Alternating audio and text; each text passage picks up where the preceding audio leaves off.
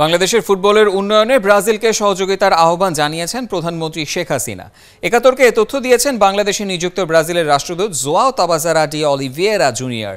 মঙ্গলবার তার সাথে বৈঠক করেছেন যুব ও ক্রীড়া প্রতিমন্ত্রী জাহিদ আহসান রাসেলও। তার ইচ্ছা ব্রাজিল থেকে কোচ আনিয়ে দেশি কোচদের মান বাড়ানো। উপলব্ধি রিপোর্ট।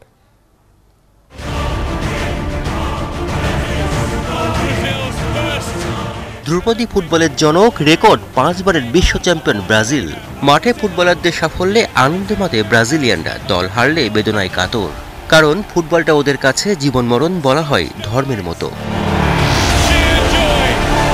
খুব বেশি দিন হয়নি বাংলাদেশের যাত্রা শুরু হয়েছে ব্রাজিল অ্যাম্বাসির। অ্যাম্বাসাডার জোয়াও তাবাজারাও একজন ফুটবল প্রেমী। মঙ্গলবার তাঁর সাথে বৈঠক করেছেন ক্রীড়া প্রতিমন্ত্রী জাহিদ আহসান রাসেল। সম্প্রতি প্রধানমন্ত্রী শেখ হাসিনার সাথেও সাক্ষাৎ করেছেন ব্রাজিলিয়ান রাষ্ট্রদূত। সেখানে দুই দেশের নানা ইস্যুর সাথে আলোচনা হয়েছে ফুটবল নিয়েও।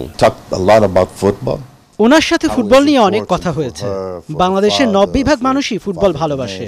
তিনি বলেছেন ফুটবল উন্নয়নের বিষয়গুলোতে অগ্রাধিকার দিতে।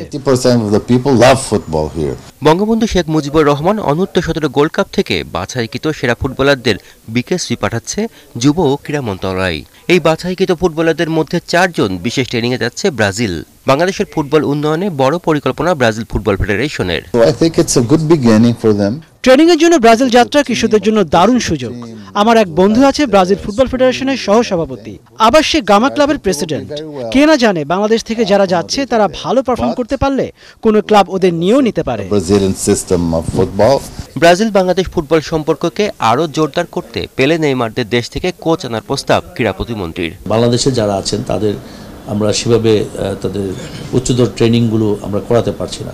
এই বিষয়ে যদি তারা সহযোগিতা করেন, ব্রাজিল যদি আমাদের সহযোগিতা করেন, তাহলে আমরা কিন্তু তাহলে কষ্ট করে বিদেশে পাঠিয়ে তাদের ট্রেনিং করতে হবে না। আমাদের দেশেই তাদেরকে নিয়ে আমরা কিন্তু আমাদের খেলোয়াড়দেরকে আমরা আরও বেশি ট্রেনিং দিতে পারবো।